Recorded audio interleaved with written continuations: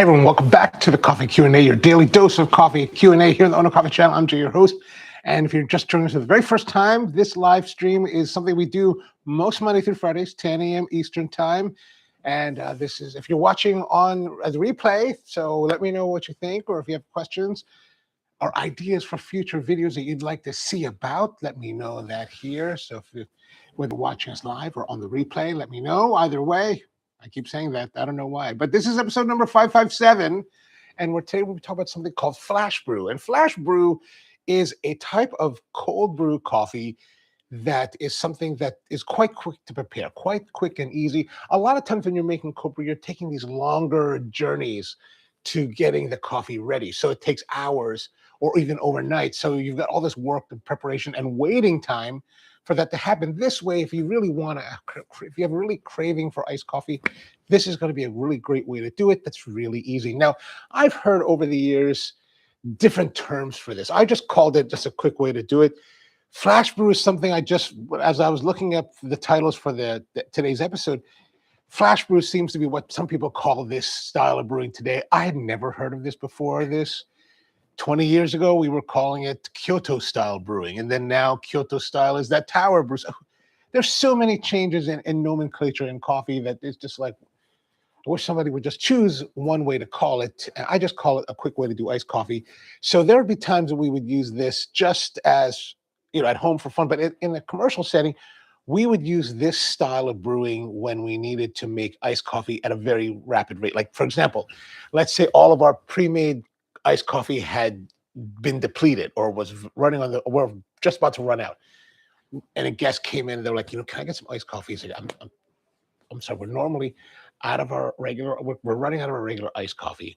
Would you be okay if we made it this way? And it's going to be the same style. The actual production of the coffee or the actual results is a little bit different. Like the depth of flavor, the richness of flavor is not going to be the same because it just hasn't had that kind of contact time with the coffee. We're talking like slow brew overnight for like either the tower brew or let's say a toddy style brewing. It's just not going to have that level of richness, but it's going to be quite good and quite enjoyable. It's just going to be a little bit different. And so someone would come in and we would tell them that and be like, oh, okay, no problem.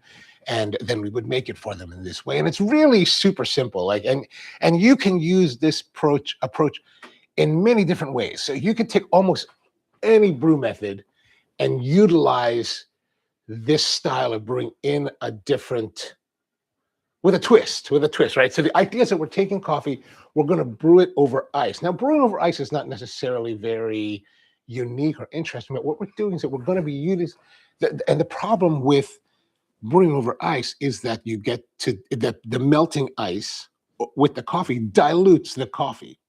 Now, if you're just using regular strength brewing, regular style of brewing, that dilution is going to cut into the efficacy, or not really that efficacy, but I wanted to use that word. Anyway, that was going to cut into the quality of your brew. It's going to dilute it. It's going to make it more thinner and runny and not so flavorful.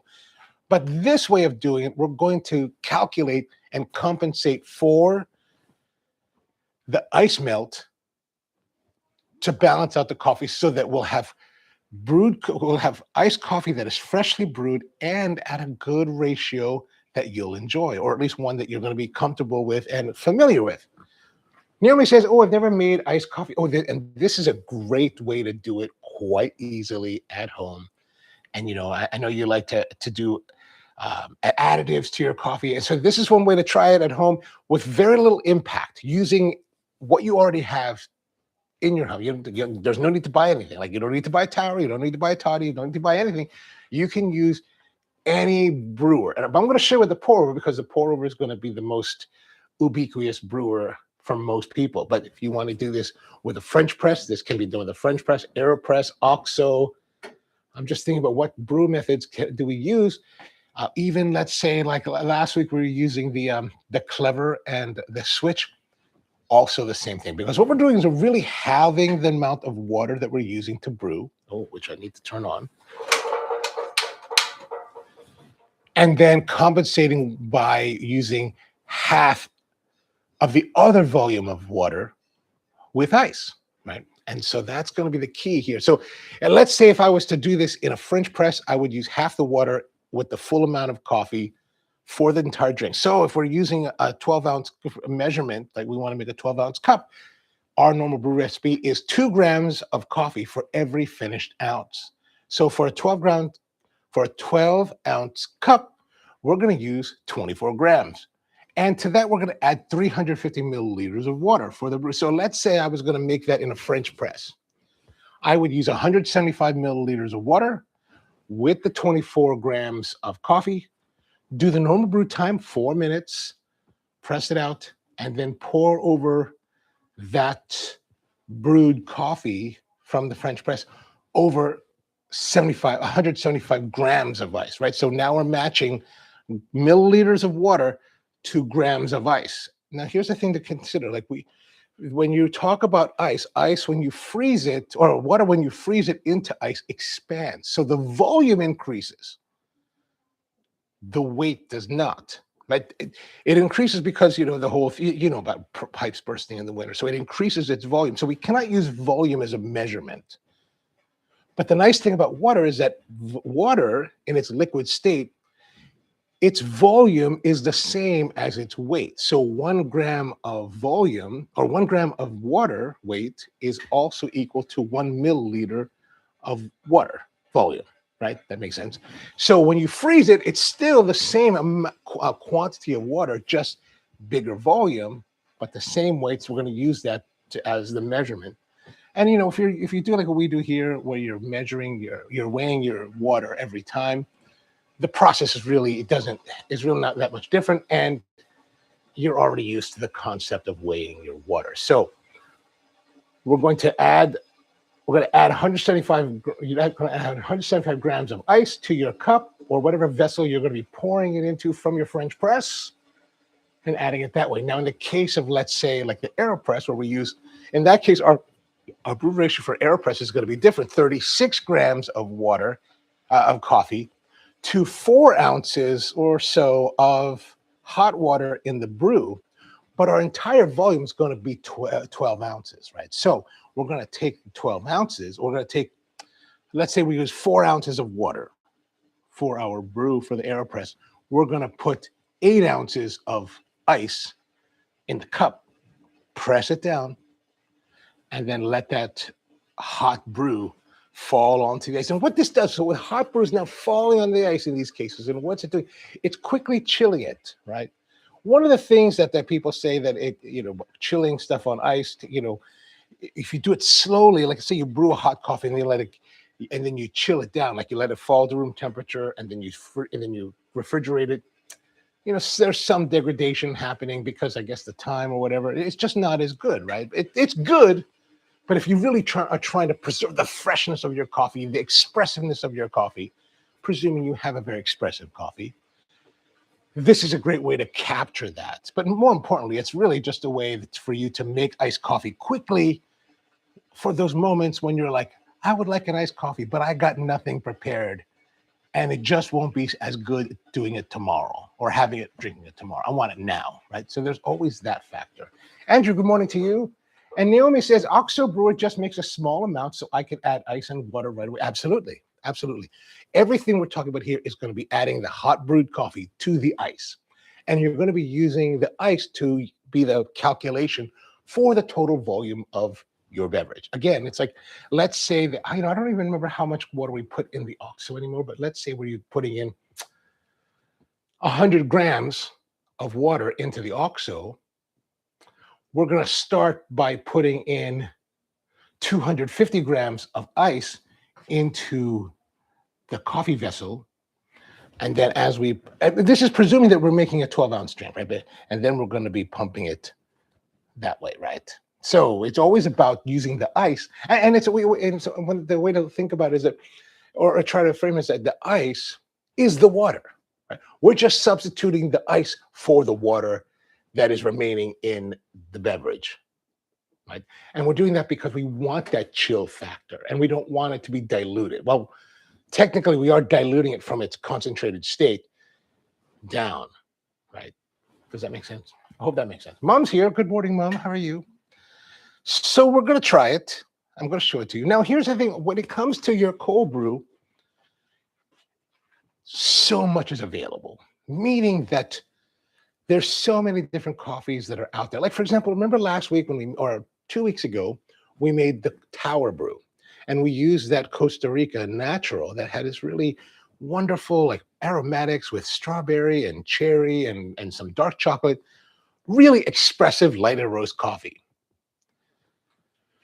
I think that was a really enjoyable coffee. However, it's very distinctly different than any other cold brew that I normally taste. It's definitely it's drastically different than the cold brew that I normally served at Spro, but it's definitely different than a lot of others. And so this is the great thing is about using different coffees will give you different experiences with your iced coffee, right? So there's so many things to try that you can use to adjust, right? Different experiences. I think it's really interesting. Like that, I've been thinking a lot more about that cold brew that we made in the Tower and the properties of that. It's just so different than what you would think of in an iced coffee. Like most people want heavier roast, darker chocolate notes.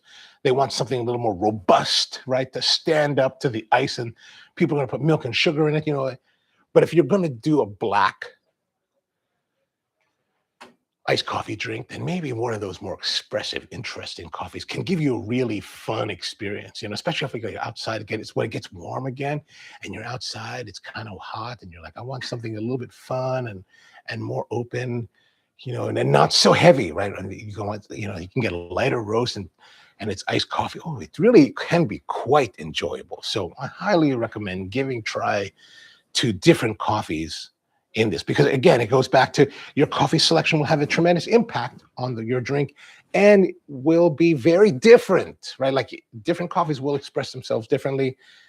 So there's really a lot to try with, really a lot to try with. Okay, so let's go with our basic brew. We're going to use the Hario V60. This is the plastic Hario V60. As you know, this is the most famous of all the hand brewing options, with the Venturi pattern here on the side, which I still don't believe really does much of anything that people like to talk about.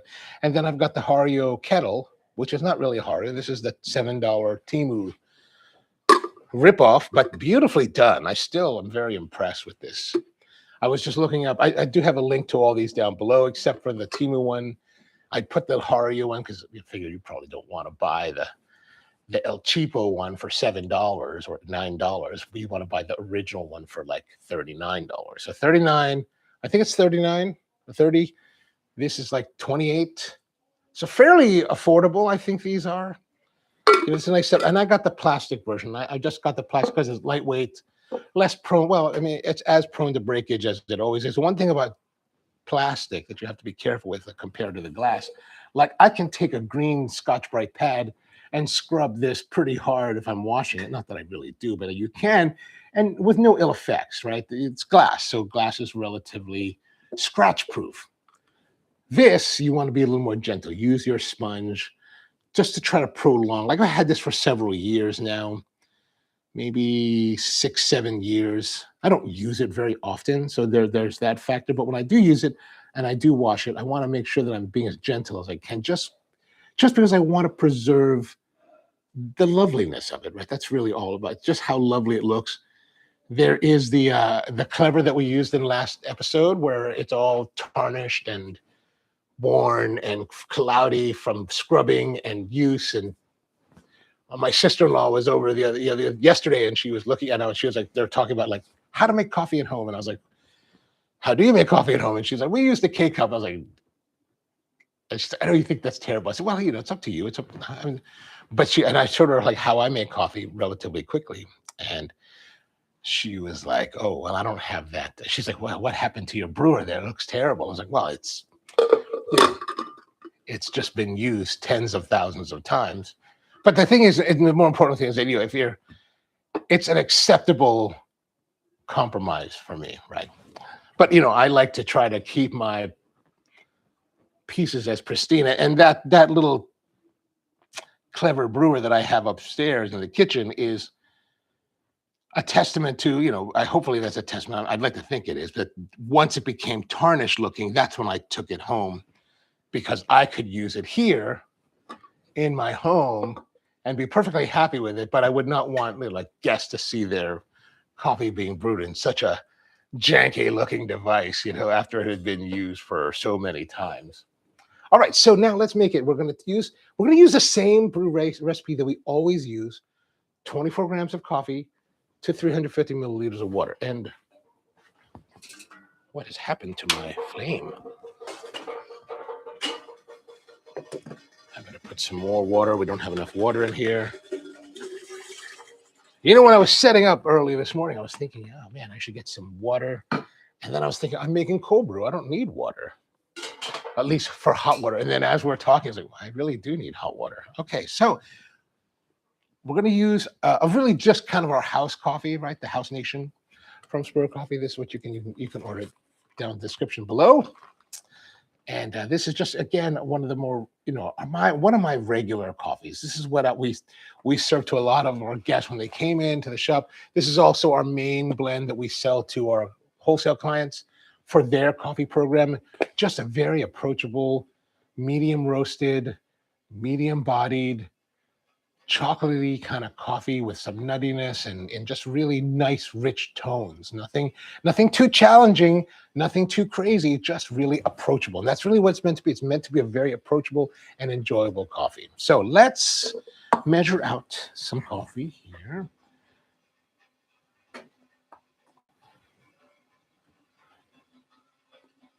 Okay, since there is an E after the O, I'm going to say Beto Strata, opinion on using instant brew for iced coffee. Instant brew for iced coffee. When you say instant brew, do you mean like instant coffee, like a full, like freeze dried type of instant? Is that what you mean? Let me know, and then I have some thoughts. Anton's with us. Good morning to you. I just read the medium roast happens to stain the teeth to the most out of light to dark. Oh my, really? Like, how's my teeth? Maybe that's why my teeth are stained. I always think about like going to my dentist and be like, dude, how can we make these like pearlescent white? Like, but that's gonna, here in America, that costs money. And it's like, oh, my spleen has been pierced. I need to go get it fixed, but it might cost me money. Maybe I can live with it, right? That's how much it costs here in America. That's how much medical care here. America, we don't. It's like, okay, I can die first. It's cheaper to die from my medical condition than it is to try to fix it. Oh, we're running out of battery power. Great, lovely. So we're going to add 24 grams. We may run out of power and just going to have to like freestyle it, which is all right because freestyling works. To 24 grams. So 24. Oh, so Beto Strata says Folgers in my cup. Oh my, Folgers I would have to recommend against. Generally speaking, if you like Folgers, perfectly acceptable. But let's say like instant coffee. So let's say the instant coffee that I know would be the Taster's Choice. That's what my father drank growing up, so that's what I was exposed to, and I thought it was just foul. And let me not rephrase it, but let me just qualify that. I thought it was foul because I thought all coffee was foul and just unenjoyable. Maybe that was just because the coffee quality that we had available in the 70s and 80s was just terrible. But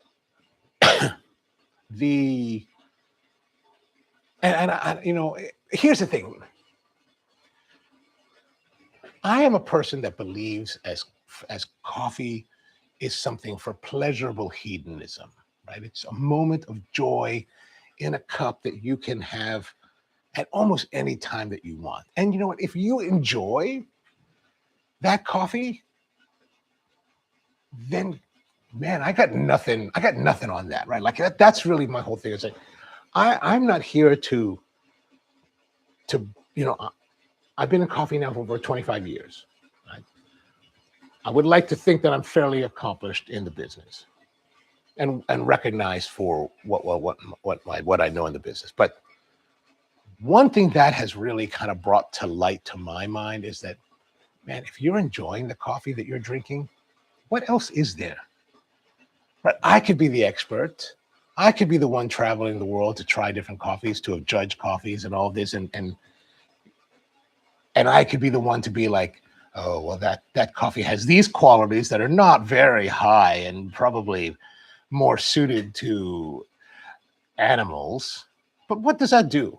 What does that do for us, right? Like, if you enjoy the coffee, man, God love you. I mean, I'm all for it. Like, I'm all for it. Like, I don't like, even my sister-in-law yesterday, they're talking about, like, they use K-cup, and I was like, and then she's always like, oh, you don't like that kind of thing. I said, well, it's not about me what I like. Sometimes I don't. And I was asked because and it's really more acute for someone like myself, because I don't come to coffee. When I started, I didn't come from coffee to coffee like a lot of my peers. A lot of my peers came to coffee because they love coffee. They're like, I love coffee. I got into coffee because of circumstance, not because of love for coffee. I didn't like coffee at all. Like, I thought it's foul and disgusting. Like, I'm like, ugh. But it was a means to an end. It was a means to business. And I was like, okay. And if we're going to do it, we want to do it at a very high level. And over time, I found joy in it. I found what I liked about it, what I thought was really fascinating, interesting, and a love for it. But I didn't come into the business because of a love for the coffee, right? I learned to love the coffee after. So for me, it's less of a mechanism for survival, right? Like, I was talking to my sister-in-law, my brother. I was like, so why do you drink the coffee? Like, I just want to know, like, why are you drinking this coffee? You say you don't really, you say you can recognize it's not very good quality. You don't necessarily love it. Why are you drinking it? I realize that I recognize that you're making it in the K cup because it's convenient. But again, why are you drinking? They're like, well, because we just to get our day going. And I'm like, okay, that's cool. I get that. So it's like, okay. But for me, it's like, in my particular case, I don't have that need. Like, I can go days without drinking coffee. Right? I don't wake up in the morning and think, I gotta get a cup. And I remember there was one point when I first got into business. I'd probably been in the business for about 6 months to a year. And I remember one day I walked into our shop back then, and I remember thinking to myself, oh man, I really need a coffee, because I'd been drinking a lot of coffee through that time. And I remember I remember walking into the shop thinking that, right? And I was like, oh, I need to stop. And I stopped for like 3 months of drinking our coffee on a regular basis, because I was like, oh, I cannot get addicted to this. I don't want to get addicted to it, right? I don't want it to be a point where I gotta, like, my brother even says he feels kind of weird if he doesn't drink coffee. I'm like, and to me, that's the kind of thing. It's like they're drinking coffee to satiate that need. I'm drinking coffee to experience joy, right? It's a different, right? Like, I'll wait. Like, if I didn't have this live stream to do with you, there would be days I wouldn't drink coffee at all. Like yesterday, I didn't drink coffee.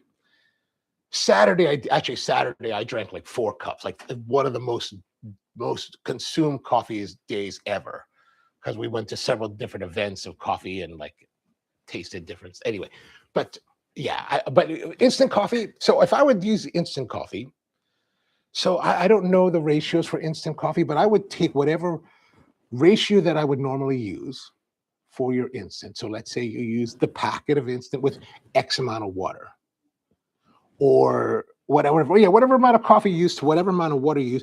I would brew that coffee hot with half the water, and then use the other half of the water volume as ice.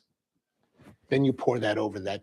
Although instant coffee would probably, and I haven't tried this, but I would imagine that the nature of instant coffee, since it is a freeze-dried product that is highly soluble in water, you could probably put it just straight into cold water and try it that way. And I am right now 99.99998% sure that will disperse and become fully soluble in water.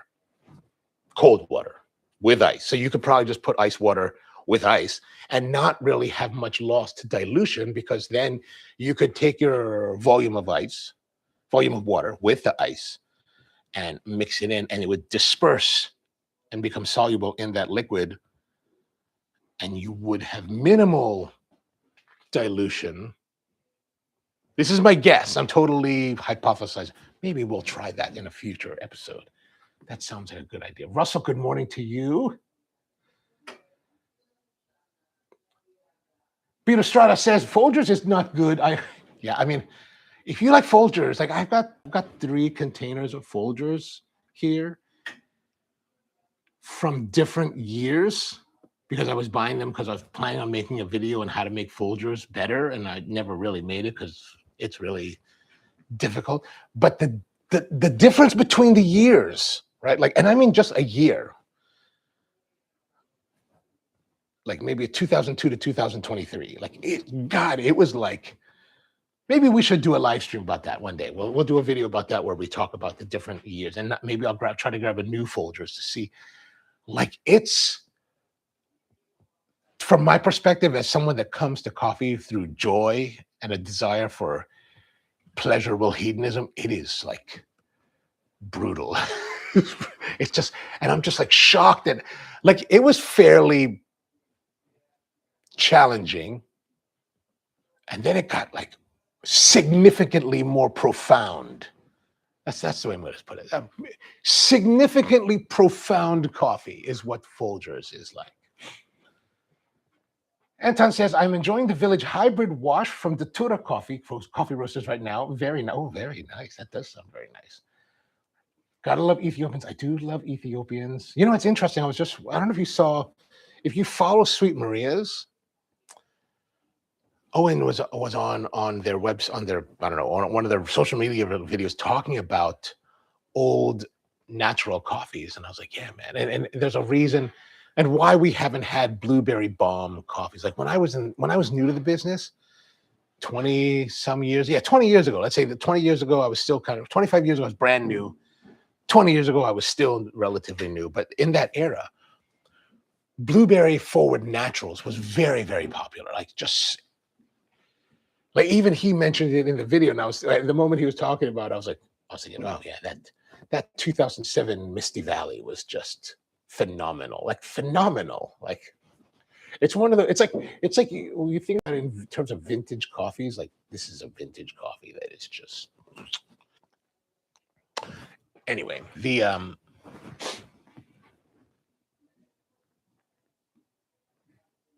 but he was talking about how it hasn't been that way for many years. Some of the processes has changed, but I also think that there's something called the ECX, the Ethiopian Coffee Exchange, which was formed like in 2009.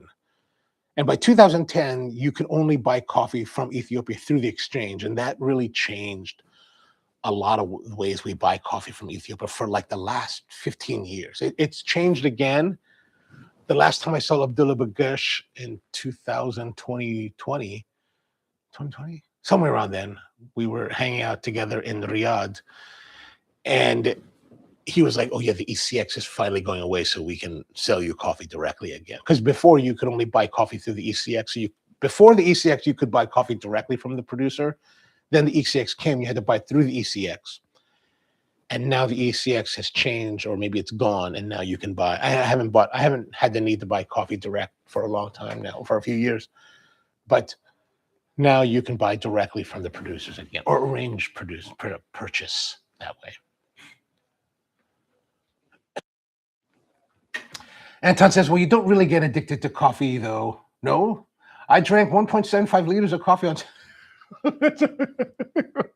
Okay, that's way more than I did. I had 4 coffees. I had a coffee. I went to get donuts, so I made coffee for the donuts, 12 ounces for that. And then I went to visit one of my clients, had coffee there. And then I went to visit another shop that had coffee, so I got coffee. And then my friend opened a new latte lounge just at his house. He likes to have this lounge outside his house, and if the lights are on, then everyone is welcome to stop by and have a coffee on the house. It's very, very nicely done. But so he had a new drink that he's working on with a peach, like a peach latte. What do you call it? He called it peach pie latte. Very different. Like, he was like, oh, my wife hates it. And I was like, well, this is, It's very, I don't even know how to describe it. Like it's peachy with coffee and milk and very different. It was a distinctly different twist, but good, good, good, good.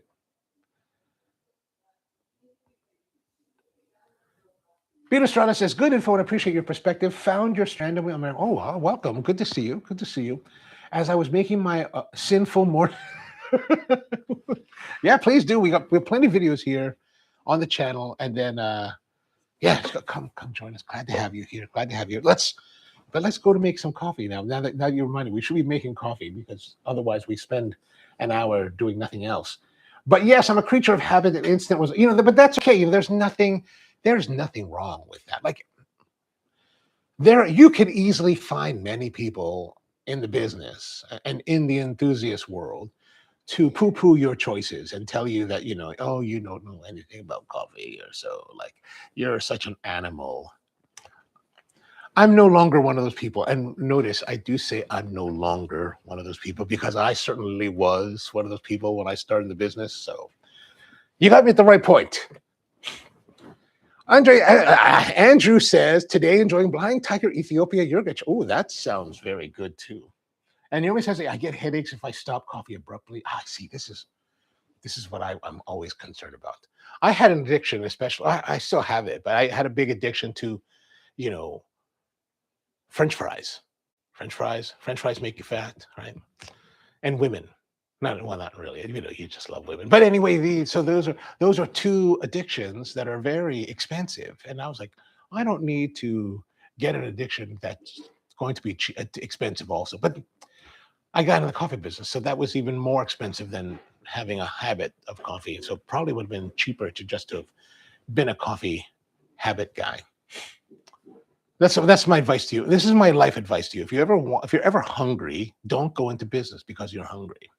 Meaning that, like, oh, you have this food item or product that you're like, I think it'd be nice to have high quality of that. Let me start a business making it. What? Why not just go buy it? Because it's expensive. Well, it's cheaper to just buy it. Well, there's nothing in my area. I have to fly to another city. It's still going to be cheaper to do that every once in a while than building your own business to do that. My advice, life advice for you. Anton says, do a blind tasting and guess which folders are. Okay, that sounds good. I love that. Well, it won't get better. Actually, I have looked at them, I smelled them, I've even tasted them, and it's shockingly different. Like it's not like shades of gray. It's like stark, like black and white. Like this is phenomenally significantly better than this one. I mean, and you can look at it, the color is different. You're like, oh my God. And of course I only notice this because I'm actually looking at two different batch years. If I was the consumer of this coffee and I was drinking it,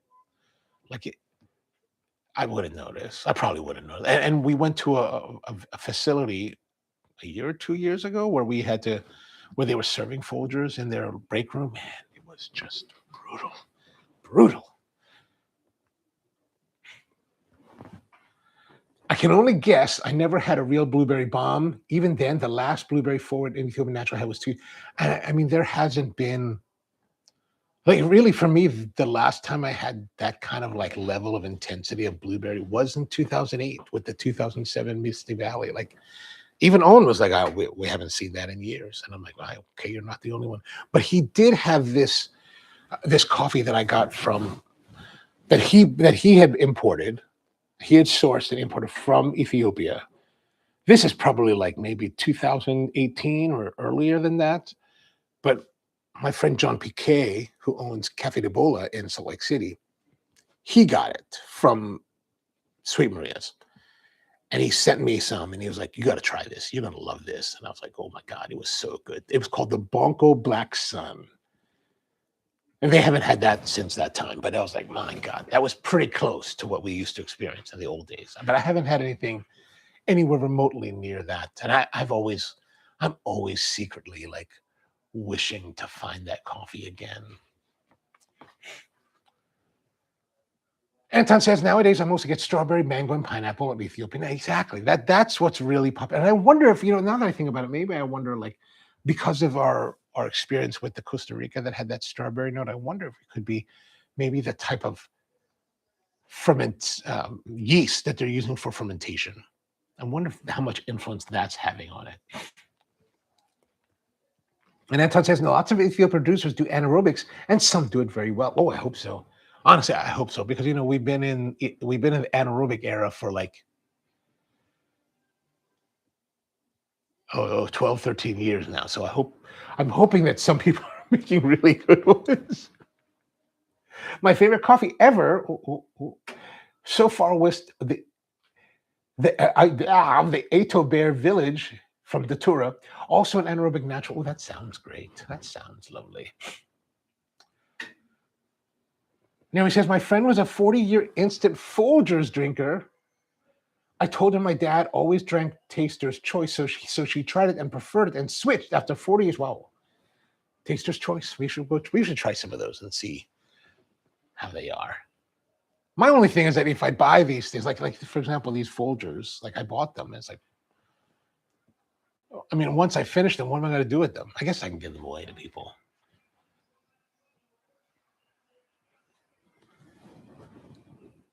Anton says, well, I'm not going to start growing coffee. Well, why not, man? You're not serious about your coffee until you start to grow your own in your house. I have a geisha that is very big now, and I have to replant it because I cut it, I trimmed it, I pruned it last season. This time I gotta get out there and replant it, hack off a bunch of the roots to give it more growth area, and then let it sit. It produces fruit, but it just struggles. It's probably gonna die if I don't start to replant it. Nobody says, I wish I could remember the blueberry coffee. I really liked it, and definitely wasn't a co-ferment. And it definitely wasn't, and it definitely was not a co-ferment. I was just starting out, so I didn't pay. I mean, that's the thing. Like, I remember I haven't had, my first one was in 2003 when I was totally green to the business. I mean, I loved it, but it was just like, oh, if I hadn't gone to a very specific place to get it, I wouldn't remember what it was. Most blueberry coffee I've had, says Anton, so far was Geisha Village natural. I'm going to presume that's natural honey, right? Narsha honey.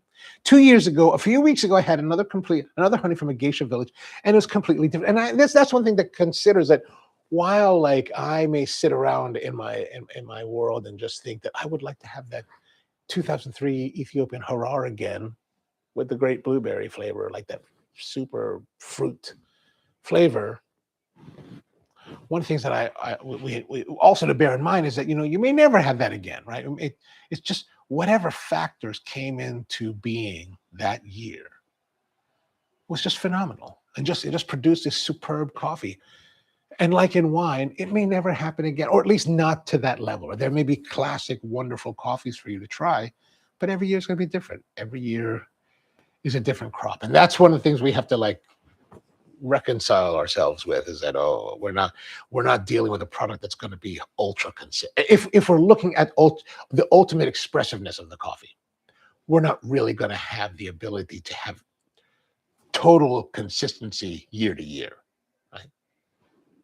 It's like with wine, like when you come to the great vintages of any winery, they're all very different. They're all kind of have their own expression, and that's what they celebrate.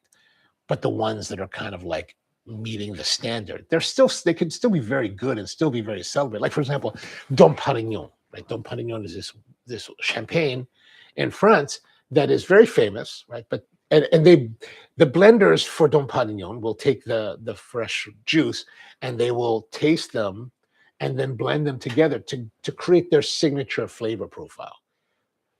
But every once in a while, there's a beautiful year that's just so much stellar that they declare the cuvée, or I guess they declare it a cuvée, and then they give it the date, and it's like, oh, okay, that's significant, or something like that. So just keep that in mind as you think about, I would love to have this again. I would love to have it again too, but perhaps part of the reason why it's so treasured is because it's so rare. maybe. Nemi says, my husband prefers his Keurig and says my coffee is too caffeinated. Oh, wow.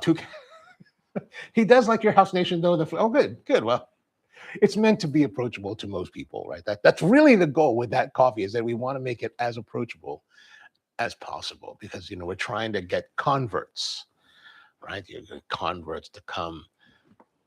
Like if I'm out there, evangelizing the people, you don't want to like, hey, you must try this crazy blueberry flavored coffee, like, because people think, oh, that's crazy. Why would I want to do that? You want to give them something that's going to be like, this is very familiar.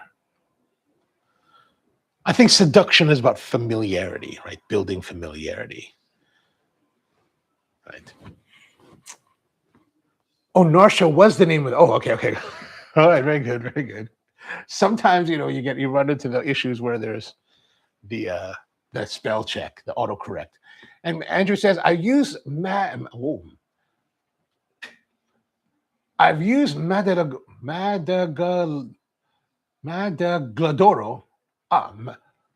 Madagladoro instant coffee, Mexico, for cookies and baking. Maybe a show trying different. Oh, that could be. Oh, we could try that. All right, we'll try that. But for cookies, what if you just use finely ground coffee, like into a fine powder, rather than? I get why you're doing the instant, because you're trying to get it to disperse. But I wonder if that might be a good substitute, so you could play with some of the more unique characteristics of the coffees. Just a thought. All right, let's brew our coffee, because we're talking a lot and we're not doing anything. So we're going to grab our grinder. I'm going to be using our fellow O Gen 2 grinder here, and we have it set to full course from last time. So we're going to go to 7, because I remember when we did our pour before, it was a bit fast. So now, turn this on and grind away. We're going to get our scale here.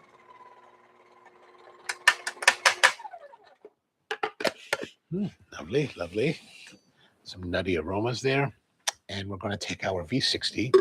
We're going to use a regular paper filter, because, the regular paper filter is just the way to go. I think it's just so easy to use, and the results are very nice, very consistent. Just talk about a regular Melilla number 4, because you know what? One of the things is you can buy these online and get them, and then you can buy the paper filters. And then when you run out of paper filters, then what? You got to buy more, right? So if you run out of paper filters, or just don't feel like having to order paper filters, you can buy these at the grocery store for very cheap. I get the white ones. The white ones are better than the brown, just in case we haven't talked about that much lately. There is a video on the channel. You can look it up, about where we took all of these different paper filters and tasted them to determine, do you need to rinse? Like, people always talk about rinsing filters. Bleach paper filters, you do not need to rinse. Like, if the idea is to rinse your filters to get the paper flavor out, these do not have a paper flavor. The brown ones, the ones that are supposed to be better for the environment, that are whatever better, they have a paper taste. You need to rinse those quite a bit. So I never rinse them, unless what I do is I may wet the paper just so that I can get it to stick inside the brewer more, but I never wet it to rinse. Like, that's never part of my calculus. Now we're going to take our coffee and we're going to put that in here. Just got to heat up the water a little bit more. Right, so here's it. I would want to, like, depending on the application, I may want it to stick. And also we want to shake. Now, one thing we need to add to this before we begin, and oops, not that one. I'm going to take this off. We want to see if we can get our scale to work, but hopefully it won't. See, look at that, it's dying. We're going to add ice. We're going to add 175 grams of ice.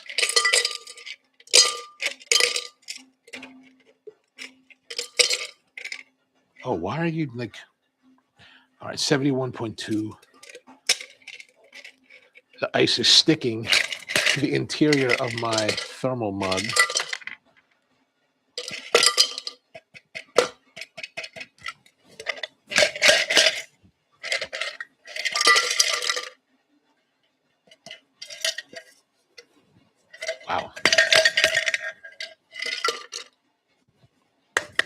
Well, the rest are stuck. So we're just going to use this. So you can vary it and just use whatever you have.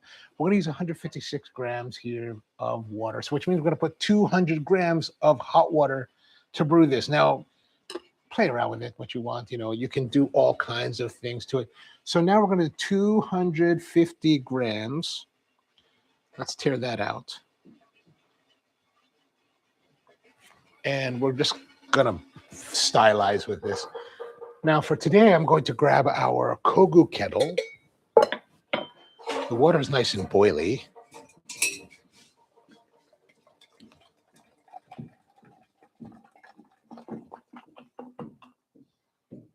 Now, even though we're making iced coffee, like I still want to put a large volume of hot water into the kettle so that it has that thermal mass to, you know, to carry over, because we want the brew to happen hot, but we want it to chill as we are going along. Okay, so we've got our setup time here. Now we're going to start. That coffee looks very, very fine. I think that's still too fine. All right, we're going to add 85 grams to begin to get our bloom going, and there goes our great. That's great. That's just great. Well, you know, we're just going to have to go with our brew. Just going to go with it, right? There we are. Look at that. So the idea is that we're brewing over the ice, right? Over the ice to get it to be nice and chill. And you know what? What we're gonna do now is we're gonna go with it. This is what you do when you face adversity. There's all kinds of adversity trying to make quality coffee. So, the nice thing about this, these scales are graduated. It's 400 milliliters, 500 milliliters, approximately. So we're just going to continue to brew, probably closer to 400, because remember, we've got the ice, and the ice is taking up a lot of volume. Right? So what's the theory behind this, right? We are taking coffee.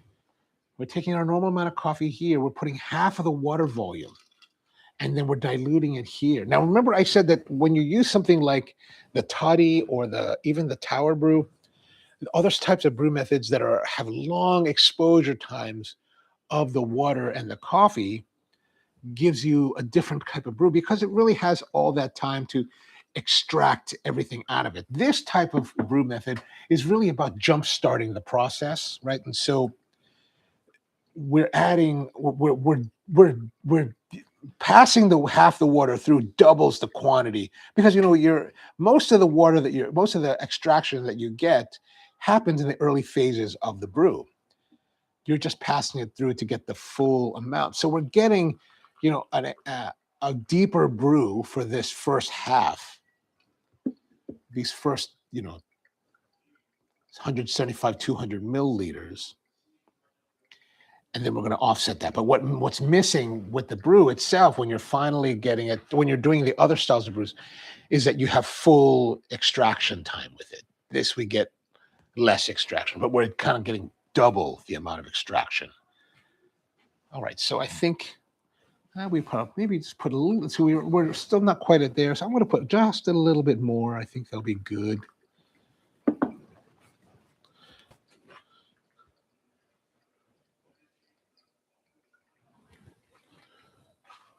Anton says that nowadays some people are going for 1 minute 30 brew times. Oh, but those setups are very specific. Why do they say why they want to go such brew times? Are they just trying to save time? There was once many years ago, if you're of a certain age and you grew up here in the United States and you watch television, and if you're of a certain age here in America, you definitely watched a lot of television. There was a guy, what was his name? One of the famous actors of the old era.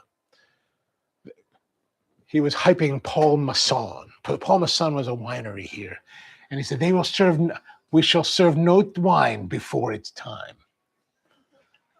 Just makes me think of that, because it's like, oh, you know, we've got this, I want to add more water, but we're not going to add more water. But, you know, he wanted to say that is like, you know, I know that there's sometimes people want to like hype, you know, rush the process. I don't know if there's a way necessarily to get around it, right? This is kind of a cheat because we're trying to get more coffee extraction to dilute it, but we're not getting the full extraction because we just don't have the exposure time. Anton says, yes, I will. Oh, I wet them for sticking too. That just sounds so interesting. Otherwise, you get different amounts of bypass each time. Ah, gotcha. Looks pretty. No, they're not saving time. They use specific burrs, water extremely low kH, and very turbulent agitating pours. Ah, okay. On very light road. Oh, okay. Gotcha. Sounds interesting. Rosebud. It does work well, and their extraction ends up quite high. Oh, that sounds cool. That sounds very interesting. And I think the way this grinder is configured at the moment, it would probably do very well in that style of brewing because we could, if I crank, the more it's set at such a fine setting, even at 7, that I bet we could, like, if we took it farther, it would be like good for that style of extraction. Okay, so let's have a look here. Oh, not that one. Here it is. We've got our brew done. A lot of the ice has melted, but not all of it is melted, right? You don't want it. Ideally, we don't want it all to melt. We just want a lot of it to melt. That way we can still have cold brew rather than just kind of tepid brew. We don't want tepid brew. Now we're going to take our glass. I got to remember to charge everything this afternoon. And here we are. The nice thing that I like about this style of brewing is there's a good amount of clarity because, you know, the filtration. So it always looks kind of nice and clear. I like that. I feel, though, so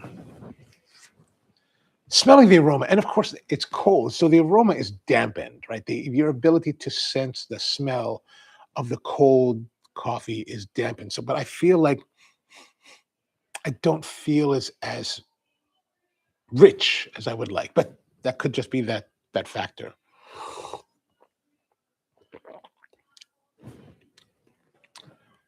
Yeah. Actually, now that I think about it, like, it's good. It's fine. It's perfectly fine. It's got good amount of bitterness, got some good chocolate notes.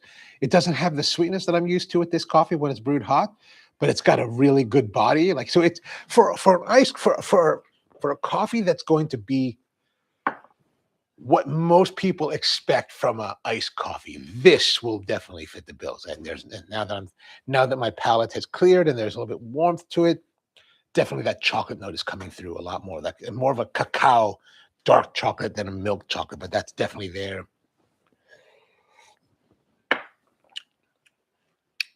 Yeah, that's actually quite nice. But what I was just thinking is that while this is good, I think that Costa Rica that we used last time, the lighter roast, that more like,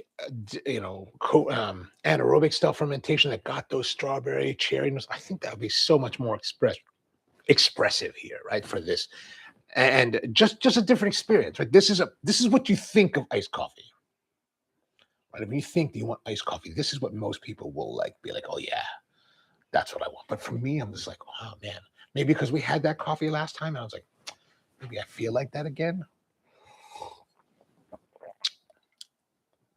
But this is the part of it that I think is interesting, is that now you can take different coffees and experiment with the flavor profiles of each one, meaning that you don't have to use something that's going to be medium roasted and like dark chocolate. You can use those other types of fermentation with different flavor profiles and like have a really wide palette of expression for your iced coffee.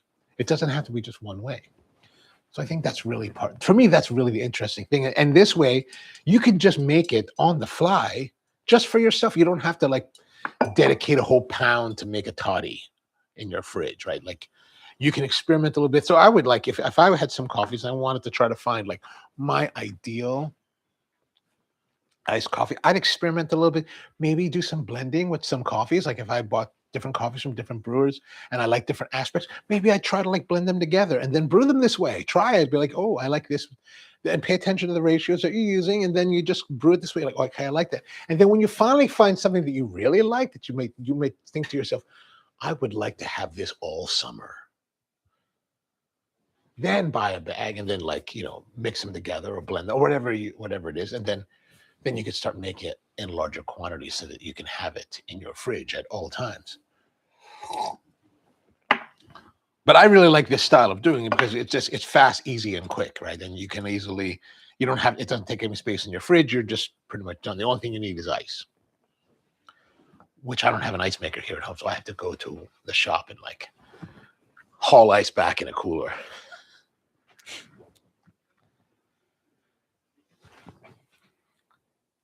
No, the old burrs won't do well at that style. They grind very coarse. Oh, they grind very coarse.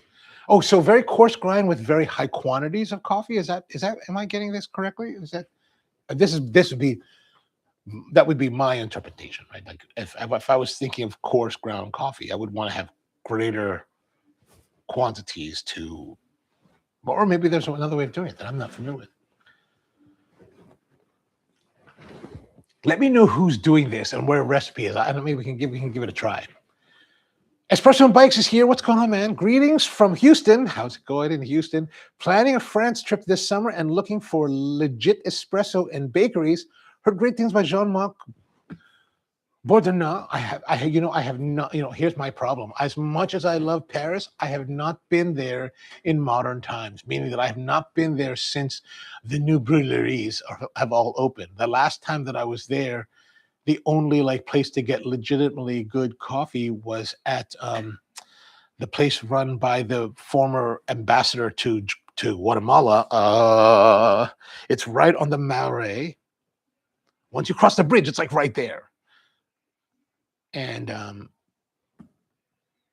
gonna have to look that up. But that way, but I mean, La Caféothèque is what Le Caféothèque is what it's called.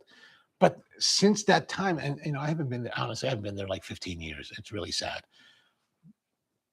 But in that time, so many places have opened. I will try to reach out to a friend of mine who runs who runs one of the companies out there, one of the distributors, and one of the larger roasters, and he would know exactly where to go. Yeah, and sadly, I had been there, but from that old visits, I do remember going to places like Bethillon, which is a ice cream place, fantastic, over on the Ile de. I was going to say Ile de France, but that's not Ile de Saint Martin. Anyway, the small island that's close to the Notre Dame. And then for bakeries, I'm not familiar with that bakery, but I'm like I said, I'm pretty far behind in what's going on in Paris. But I always thought Le Pain de Grenier, which is a place on Le Pain de Grenier de Abesses is what it's called, on Abesses in Montmartre, which is a bakery. At the time, it had won the Grand Prix of baguette, so I went there to try it, and oh man, that baguette was like phenomenal. Like to this day, 15 years later, I still think about this baguette and think, when I go back to Paris, I have to get more of this baguette, because I tried different baguette at different bakeries before that. This place was like amazing. And then of course, people love La Durée, which is very classic, very good. But I always liked the macarons at Pierre Hermé. I always thought Pierre Hermé was much more avant-garde, much more imaginative with his flavors and his approach to things like macarons back then. And maybe today there's someone different. I don't know. Like I'm woefully deficient in my Paris knowledge now. But some other places that I love, there's a place in the Marais on Rue des Tempes, is that right? That a place called Robert and Louis. Robert and Louis. Robert Louis. This place, I found it because of Anthony Bourdain, right? I went there because Anthony Bourdain told me about it, and I was like, okay, I'm going there. And it's this like small restaurant. They serve like entrecote steaks. They cook it in a fireplace. Man, it's so good. Such a good time there. Such a good, like I went there, the first time I went there was like 2007, I think, or 2008. I had just arrived in Paris and I went there and I got there like late. I got there like at 10 o'clock or something like that. And I went, ate, ordered the entrecote all by myself because I was like, it's my first time here. I'm going to go for it. And I'm eating. It's late. It's like 11:30 now. And the woman who owns the place, she comes by. I guess her name's Louise. But she comes by and she's all like, I just want to let you know that we're closed. And I was like, oh. And I was thinking, oh, do I have to leave? I was like, oh, I should. She said, no, you don't have to leave, but we just wanted to, since we're closed, we wanted to ask you if it's okay, if you don't mind, if we smoke. And I was like, smoke? Yeah, we would just smoke some of the regulars want to smoke some cigarettes. And I was like, is it okay then if I smoke my cigar? She's like, of course, Mister. I was like, well, I will stay and give you some more beer. So I stayed there for like another hour, smoked a cigar. It was fantastic. I was like, and this is right after the band started. Like, they just started the band like at the end of 2007 and like into 2000. It's like February 2008. And I was like, this is fantastic. This is fantastic. That's a great place to go. I mean, but of course, I'm so woefully behind in my recommendations. But I will ask my friend and ask him. Oh, here we go. See, everybody else has been there before me. Datura and or Substance, great roasters. Substance is by reservation only, though. Oh, wow. Nope, it says relatively normal ratios of 15 grams in, 235 grams out, for example. Oh, interesting. Not sure you want to try that method, though. I know it's made for lighter roast than what you usually. Well, we can get lighter roast. It's not like I'm against lighter roast. Like I don't ban lighter roast from my world.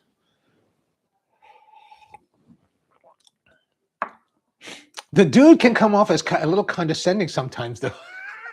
Well, you are in the coffee world, so that's pretty typical. And remember, these are probably cats that are like, still in the early phases of their career. Remember, my theory is that if you're in the first 5 years of your profession, of your like pursuit, you've learned just enough to be dangerous, and you want to wield that as a sword. So yeah, I get it. But he's nice. All right. Well, who's the wait? Who did you say who the guy was? I didn't notice. Let me see.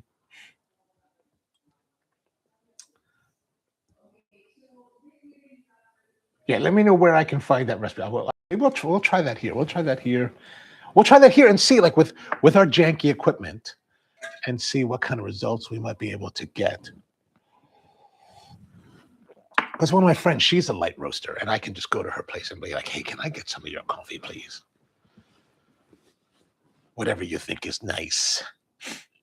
I mean, I'll buy it. I'm not gonna just ask her for free coffee. Yeah. All right. Well, so that's one. This is one way to do iced coffee in a relatively simple manner. That's not too difficult, and you can try different coffees and figure out what you like or what you don't like. Maybe you just want to try iced coffee and you haven't done it yet. And you're like, I just want to see what iced coffee is all about. Do I even want to make it at home? Or should I just go to Starbucks? Now you can find out. You can do it at home with the equipment that you already have. And this process, not only will it carry over with other, like as we talked about, like the Clever, the French press and things like that, you can even do this in your home brewer. Like if you wanted to use like your Mr. Coffee, you do the same thing. Put half the ice into your Mr. Brewer. Now there's going to be the heat thing, but whatever. Let's not worry about that. The heat plate's going to be on. You put half the water in the machine, all the coffee and half the water, and let it run. And we'll make perfectly fine coffee. We used to do this with like the Chemex. So pretty much any brew method will work to make quick quality iced coffee. If you're going to try something light, maybe try some shoebox. The roaster is very hyper now. Oh, interesting. I will look them up. All right. Good to see all of you. Thank you very much for tuning in. Back again tomorrow with more of the coffee Q&A. So if you have ideas for topics that you'd like for us to cover or anything else, let me know in the comments. Or you can find me on Instagram at onocoffee4 or on Substack. I think there's just onocoffee. Yeah, I try to make it simple. All right, so that's it for today. Thank you very much for tuning in. Good to see all of you. And see you next time.